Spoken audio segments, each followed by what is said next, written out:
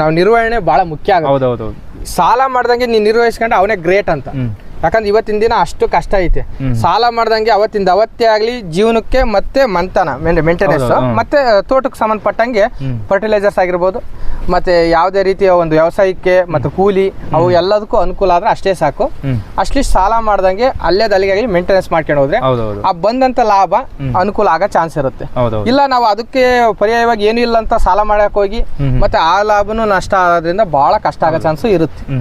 Sir total overall ಆಗಿ ಕೃಷಿ ಬದುಕು ಹೇಗಿದೆ? ನೆಮ್ಮದಿ ಆಗಿದೆಯಾ ಇಲ್ಲ ಸಾಲ ಮತ್ತೆ ಈ ತರ ಲಾಸ್ ಆದಾಗ ಯಾವ ತರ ಅನ್ಸುತ್ತೆ? ಟೋಟಲ್ ಓವರಾಲ್ ಕೃಷಿ ಬದುಕು ಯಾವ ತರ ಅನ್ಸುತ್ತೆ ನಿಮಗೆ? ಈಗ ನನಗೆ ಅನ್ಸಿದ ಮಟ್ಟಿಗೆ ನಾವು ಜಾಸ್ತಿ ಮಾಡ್ಕೊಂಡಂಗೆ ನಮ್ಮ ತಕ್ಕಂತೆ ಅಂದ್ರೆ ನಮ್ಮ ಮನೇಲಿ ಎಷ್ಟು ಜನ ಇದಾರೆ ಮಾಡ್ತಾರೋ ಇಲ್ಲೋ ಅಥವಾ ಕೂಲಿ ಮೇಲೆ ಡಿಪೆಂಡ್ ಆದಾಗ ಜಾಸ್ತಿ ಆಗೋ ಖರ್ಚು ಜಾಸ್ತಿ ಇರುತ್ತೆ.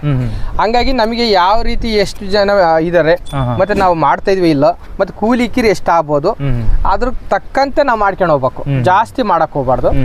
ಒಂದ್ ಲೆಕ್ಕಾಚಾರಕ್ಕೆ ನಾವು ಅದನ್ನ ಕೂಲಿ ಆದ್ರೆ ಒಂದ್ 3,000 to 4,000 ರೂಪಾಯಿ ಆದ್ರೆ ನಾವು ಅದನ್ನ ಕೊಡಬಲ್ಲೆ ಆಗುತ್ತಾ ಇಲ್ವಾ, ಮತ್ತೆ ಎಷ್ಟು ಹಾಕಿದ್ರೆ ಚೆನ್ನಾಗೆ, ಮತ್ತೆ ಇದಕ್ಕೆ ಮೇಂಟೆನೆನ್ಸ್ ಆಗುತ್ತಾ, ಸಾಲ ಮಾಡಿದ್ರೆ ನಮಗೆ ಎಷ್ಟು ದುಪ್ಪಟ್ಟಾಗುತ್ತೆ, ಇವೆಲ್ಲ ಲೆಕ್ಕ ಹಾಕಿ ಮಾಡ್ತಾ ಹೋಗ್ಬೇಕು.